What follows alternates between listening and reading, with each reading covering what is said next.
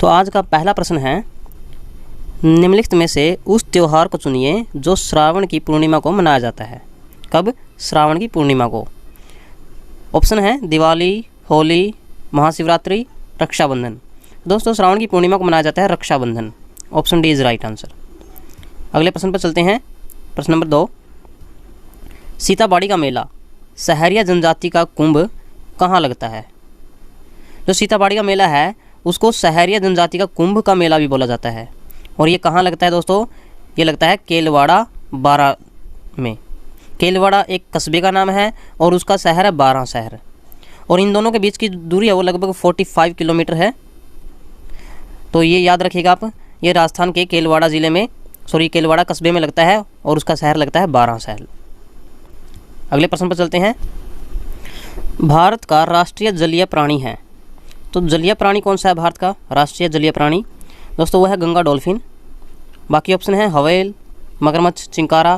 तो हमारा right answer है गंगा डॉल्फिन। अगला प्रश्न है,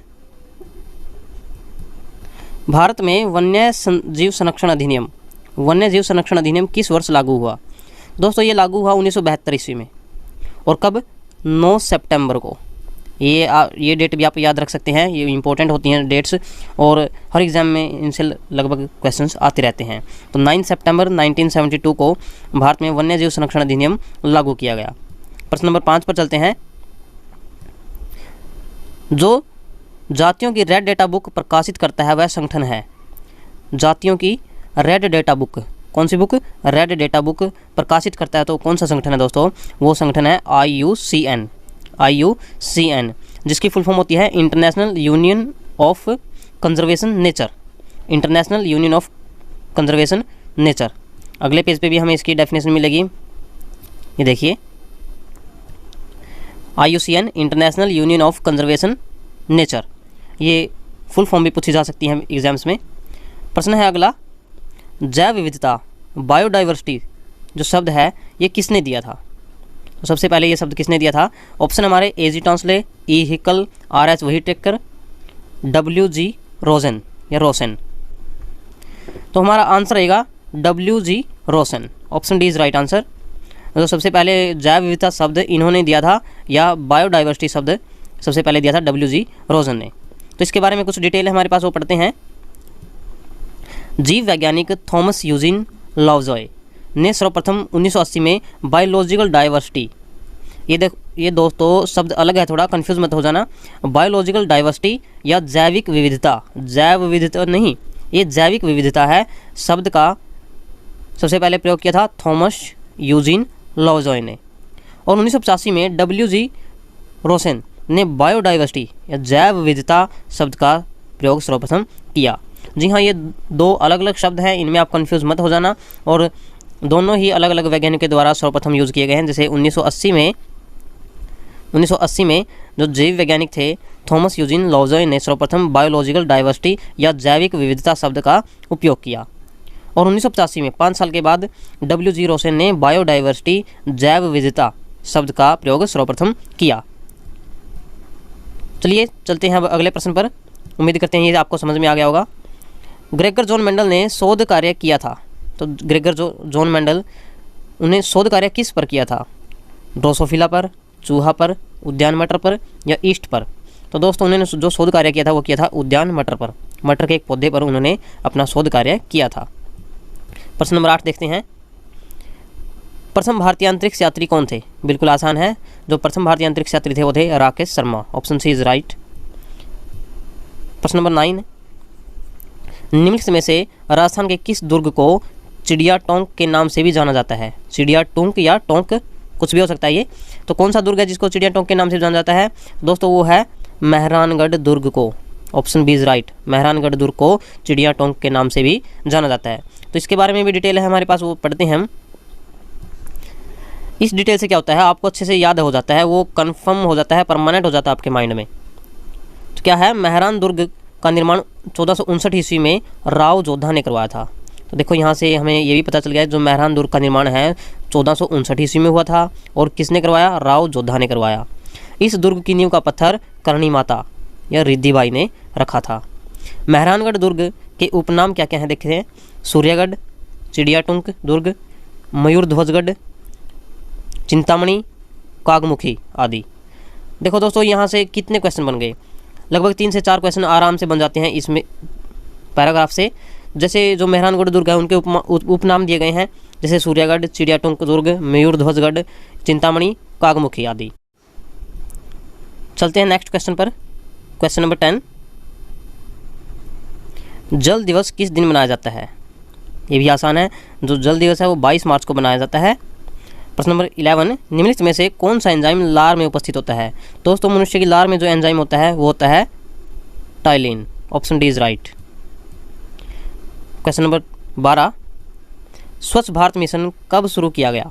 ये बहुत ही इंपॉर्टेंट है, क्योंकि स्वच्छ भारत मिशन है वो अपनी चरम सीमा पर है, हर जगह इसके चर्चे हुए भी हैं। जिस वर्ष ये शुरू किया गया, तो ये शुरू किया गया दोस्तों 2 अक्टूबर 2014 को।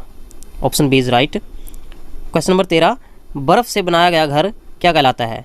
तो बर्फ़ से जो घर बना होता है उसको बोलते हैं इग्नू। क्या बोलेंगे? IGNOU. Option A is right. प्रश्न नंबर 14 है, कपड़ों का समूह जो बिना सिले पहना जाता है। ये भी आसान है, जो कपड़े बिना सिले हम पहने रहते हैं या पहन सकते हैं वो देखते हैं। ऑप्शन हमारे पास साड़ी, कमीज़। कमीज़ तो देखो सिल के पहननी पड़ती है हमने, तो ये ऑप्शन हमारा गलत हो गया। पगड़ी, साड़ी, कुर्ता, कुर्ता भी सिलना पड़ता है, ऑप्शन गलत हो गया। टी शर्ट भी सिलनी पड़ती है, टोपी भी सिलनी पड़ती है, तो ऑप्शन डी इज़ राइट। धोती, साड़ी, पगड़ी, ये सभी ऐसे होते हैं जिनको हम बिना सिले पहन सकते हैं। प्रश्न नंबर 15 पे चलते हैं। ये बहुत ही इंपॉर्टेंट क्वेश्चन है। निम्नलिखित को सुमेलित करें। तो सुमेलित करना हमने, जैसे मलेरिया, यहाँ एक साइड दी गई हैं बीमारियाँ, जैसे अमीबायोसिस, अक्षय रोग, हैजा, और यहाँ उनके कारण दिए गए हैं। Entamoeba histolytica, Mycobacterium tuberculosis, Plasmodium Vibrio cholerae. तो चलिए मिलान करते हैं। कोई भी जो पहले आपको याद आता है वो आप मिलान कर सकते हैं, वहीं से आपको आसान होता चला जाएगा ये। तो सबसे पहले देखते हैं, जो हैजा है वो होता है विब्रियो कोलेरी की वजह से, ये हमारा मिलान हो गया। अक्षय रोग जिसको हम टीबी भी बोल सकते हैं, तो वो है माइकोबैक्टीरियम ट्यूबरकुलोसिस, बी। अमीबियासिस, ये एंट अमीबा हिस्टोलिटिका। और जो मलेरिया है वो किसकी वजह से होता है? वो प्लाज्मोडियम की वजह से होता है। तो इसके लिए हमारे पास क्या रहेगा मिलान? पहले का सी, दूसरे का ए, और तीसरे का बी, और फोर्थ का डी है हमारे पास। तो चलिए देखते हैं कौन सा ऑप्शन मैच करता है। पहले का सी, दूसरे का ए, तीसरे का बी है। तो जैसे कि हम ऑप्शन में देख सकते हैं, option D is right. First का सी, सेकंड का ए, थर्ड का बी और फोर्थ का डी, ये बिल्कुल मैच होता है। और मिलान का ये बेनिफिट होता है कि अगर आपको 1 या 2 आते हैं तो आप आसानी से उसमें तुक्का लगा सकते हैं, अगर आपको बाकी नहीं भी आते हैं। प्रश्न नंबर 16 है, विशिष्ट से सामान्य का सिद्धांत निम्न में से किस में उपयोग होता है? तो दोस्तों ये सिद्धांत होता है उपयोग आगमन विधि में। प्रश्न नंबर 17 देखते हैं, रानीखेत रोग किससे संबंधित है? मछलियों से, मधुमक्खियों से, मुर्गियों से या सुअर से? दोस्तों ये रानीखेत जो रोग है वो मुर्गियों में होता है। Option C is right. प्रश्न नंबर 18 है, अफीम किससे प्राप्त होती है? अफीम की आपको पता है खेती होती है, तो ये किस वनस्पति से पैदा होती है या हमें प्राप्त होती है? ये होती है पैपावर सोमनीफेरम से। Option A is right, Papaver somniferum. Next question number 19, विश्व में कांगसुंग की तरफ से माउंट एवरेस्ट पर सफलतापूर्वक चढ़ने वाली पहली प्रथम महिला कौन है? कहाँ से? कांगसुंग की तरफ से माउंट एवरेस्ट पर सफलतापूर्वक चढ़ने वाली प्रथम महिला, तो दोस्तों वो है Santosh Yadav. Option B is right, Santosh Yadav. प्रश्न नंबर 20 देखते हैं, अंतर्राष्ट्रीय जैव विविधता दिवस किस दिन मनाया जाता है? तो जैव विविधता दिवस अंतर्राष्ट्रीय वो भी, तो दोस्तों वो मनाया जाता है 22 मई को। ऑप्शन सी इज़ राइट, 22 मई को। क्वेश्चन नंबर 21, भारत में रेडियो प्रसारण की शुरुआत किस वर्ष हुई? दोस्तों भारत में जो रेडियो प्रसारण की शुरुआत है वो 1927 से शुरू हुई है, और इसके बारे में जो डिटेल हमारे पास वो देखते हैं। भारत में रेडियो प्रसारण की शुरुआत 1920 के दशक में हुई थी। पहला कार्यक्रम 1923 में मुंबई के रेडियो क्लब द्वारा प्रसारित किया गया था। कब? 1923 में, और किसके द्वारा? रेडियो क्लब के द्वारा।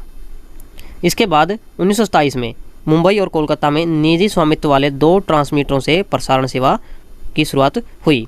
तो जो सही प्रसारण सेवा की शुरुआत हुई है वो 1927 से शुरू हुई है, और इससे पहले के जो प्रयास किए गए जैसे 1920 में और 1923 में ये इसको ट्रायल के लिए इनको लिया गया था। तो जो हम प्रसारण की जो शुरुआत है वो मानेंगे हम 1927 से। ओके दोस्तों, चलिए अगले प्रश्न पर चलते हैं। प्रश्न नंबर 22, NCF 2005 की राष्ट्रीय स्टीयरिंग समिति के अध्यक्ष कौन थे? दोस्तों वो थे professor Yashpal. Option C is right. Question number 23, 16 वर्ष की आयु तक मस्तिष्क का भार लगभग कितना हो जाता है? कब? 16 वर्ष की आयु तक। तो दोस्तों 16 वर्ष की आयु तक मस्तिष्क का भार लगभग कंप्लीट हो जाता है जितना होना चाहिए किसी वयस्क का, तो वो हो जाता है 1200 ग्राम से 1400 gram. Option B is right. Next question, निम्न में से कौन सा अंतर्राष्ट्रीय ख्याति प्राप्त वेट लिफ्टर है? तो इनमें से वेट लिफ्टर कौन सा है? दोस्तों वो है कर्णम मल्लेश्वरी, जो अंतर्राष्ट्रीय ख्याति प्राप्त हैं और इन्होंने अपने मेडल भी बहुत से जीते हैं जैसे कॉमनवेल्थ गेम्स में। अगले प्रश्न पर चलते हैं। प्रश्न नंबर 25, नीचे दिया गया कौन सा एक समूह जड़ों का है? जैसे वनस्पति में होते हैं ना, तने होते हैं, जड़ होते हैं, पत्ते, तो कौन सा जड़ों का एक समूह है वो हमने देखना है। ऑप्शन देखते हैं, गाजर, चुकंदर, मूली। चुकंदर, आलू, अदरक। देखो आलू एक तना होता है तो जड़ नहीं होती, तो ये ऑप्शन हमारा गलत हो गया। गाजर, हल्दी, अदरक। अदरक भी तना होता है, शकरकंदी, मूली, हल्दी। हल्दी भी तना होता है। और तो पूछी गई हैं जड़ें, तो जड़े का जो ग्रुप है वो रहेगा गाजर, चुकंदर और मूली। Option A is right. Question number 26, रेगिस्तानी ओक नाम का एक पेड़ है जो पाया जाता है। जो रेगिस्तानी ओक नाम का एक पेड़ है वो कहाँ पाया जाता है? दोस्तों वो पाया जाता है ऑस्ट्रेलिया में। Option C is right. Next, नीचे दिए गए पक्षियों की कौन सी प्रजाति झटके से अपनी गर्दन आगे पीछे करती है? कैसे? झटके से अपनी गर्दन को आगे पीछे करती है। तो कौन सी प्रजाति है पक्षियों की? वो है दोस्तों मैना। Option A is right. Next, question number 28, निम्न में से किसने भारत में स्थानीय स्वशासन प्रस्तुत किया? अब तक जो चला हुआ है स्थानीय स्वशासन वो किसकी देन है दोस्तों? वो है लॉर्ड रिपन की। Option B. नेक्स्ट, कैलोरी किसका मात्रक है? दोस्तों कैलोरी में मापते हैं हम ऊष्मा को। Option A is right. Next, निम्न में से कौन सी सूची में बैंकिंग शामिल है? बैंकिंग सिस्टम होता है जो कौन सी सूची में शामिल है? आपको पता है हमारे संविधान में 3 सूची हैं, जैसे राज्य सूची, समवर्ती सूची और संघ सूची। यहाँ सहयोगी सूची दिया हुआ है, अवशिष्ट सूची दिया हुआ है। तो जो बैंकिंग है वो संघ सूची में शामिल है। Option B is right. Question number 31 पर चलते हैं। कौरव अपने वार्षिक गाय गिनती के लिए कहाँ गए थे जहाँ दुर्योधन को गंधर्व राजा चिलसेन ने बंदी बनाया था? तो कौरव वार्षिक प्रतिवर्ष गाय की गिनती के लिए वो जाते थे। वो कहाँ जाते थे? जहाँ दुर्योधन को गंधर्व राजा चिलसेन ने बंदी बनाया था। किसको बंदी बनाया था? दुर्योधन को। किसने? गंधर्व राजा चिलसेन ने बंदी बनाया था। तो उस जगह का नाम बताना है दोस्तों। तो दोस्तों वो जगह थी द्वैतवन। सॉरी, तो उस जगह का नाम है Dwaitavan. Option A is right. Next, bronchitis यह किसकी अनियमितता है? तो ब्रोंकाइटिस एक रोग है जो किसी की अनियमितता से फैलता है। वो बताना हमने किसकी अनियमितता से फैलता है। तो दोस्तों ये होता है स्वास्थ्य अक्षेत्र। ये गलत लिखा हुआ है यहाँ, श्वास अक्षेत्र आएगा। क्या आएगा? श्वास अक्षेत्र। Option B is right. Next, Shravanabelagola में स्थित गोमतेश्वर की मूर्ति का निर्माण इन्होंने किया। किन्होंने? स्वर्णबेला में जो गोमतेश्वर की मूर्ति है उनका निर्माण किन्होंने किया? तो दोस्तों वो किया चामुंड राय ने। Option D is right, Chamund राय।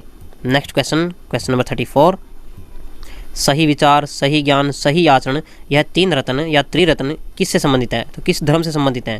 तो दोस्तों ये है जैन धर्म से संबंधित। Option B is right. Next, Thomas Cup का संबंध किससे है?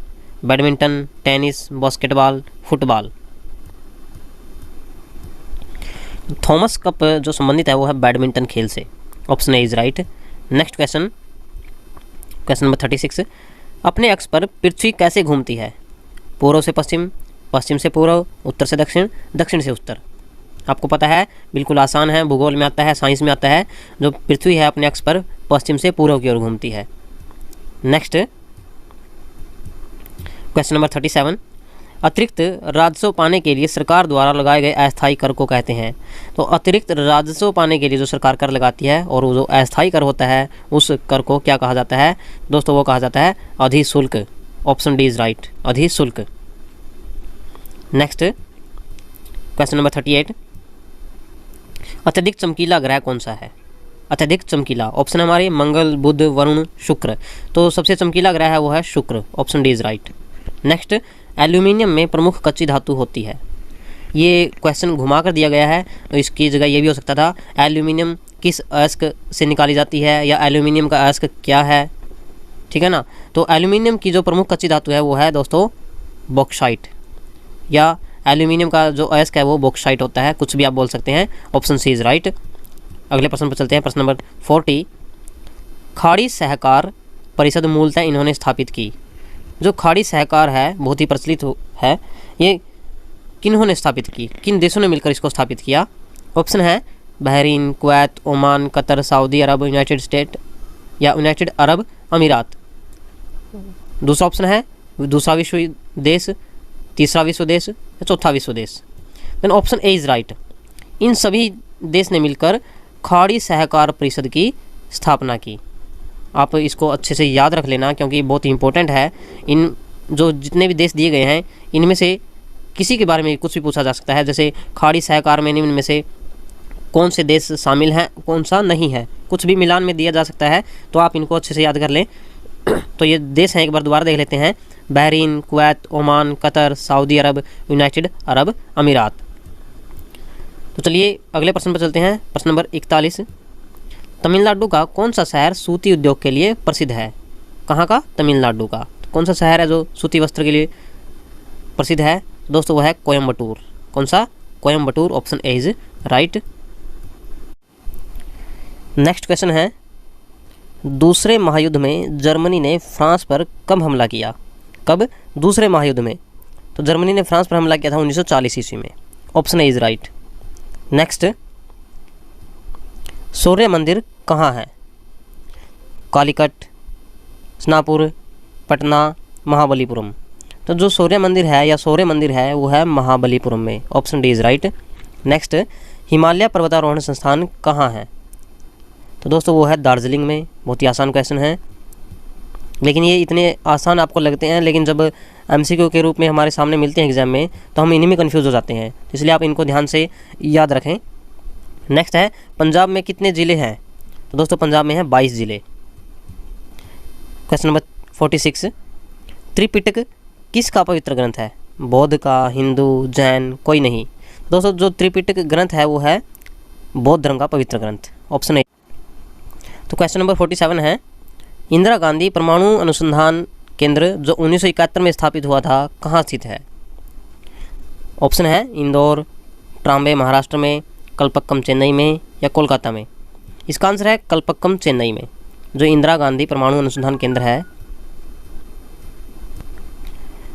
तो ये केंद्र 1971 में स्थापित हुआ था, और कहाँ? कलपक्कम चेन्नई में। Next question, question number 48, Jaspal Rana निम्न में से कौन से खेल से संबंधित हैं? जसपाल राणा, तो जसपाल राणा संबंधित हैं शूटिंग से। Option C is right. Next 49, Rabindranath Tagore का जन गण मन जो भारत का राष्ट्रीय गीत अपनाया गया उस गीत के कितने बंद अपनाए गए? केवल पहला बंद, पूरा गीत, तीसरा और चौथा बंद, पहला और दूसरा बंद। तो दोस्तों इसका राइट आंसर है केवल पहला बंद अपनाया गया। रविंद्रनाथ टैगोर का जो जन गण मन हमारा राष्ट्रगान है उसका केवल पहला बंद अपनाया गया। दोस्तों आज की वीडियो का लास्ट क्वेश्चन, क्वेश्चन नंबर 50। ये वीडियो आपको पसंद आए तो लाइक शेयर ज़रूर करें। क्वेश्चन है, मधुबनी लोक चित्रकारी निम्न में से कौन से राज्य में लोकप्रिय है? कौन सी? मधुबनी लोक चित्रकारी है जो किस राज्य में प्रसिद्ध है? ऑप्शन है हमारे पास उत्तर प्रदेश, राजस्थान, मध्य प्रदेश, बिहार। तो राइट आंसर है बिहार। बिहार में प्रसिद्ध है मधुबनी लोक चित्रकारी। तो दोस्तों इसी क्वेश्चन के साथ आज की वीडियो बस यहीं तक। आगे इसी प्रकार के और इससे भी बहुत इंपॉर्टेंट क्वेश्चन की वीडियो हम जल्द ही लेकर आएंगे आपके पास। तो तब तक के लिए देखते रहें हमारे चैनल को। Thank you and have a nice day.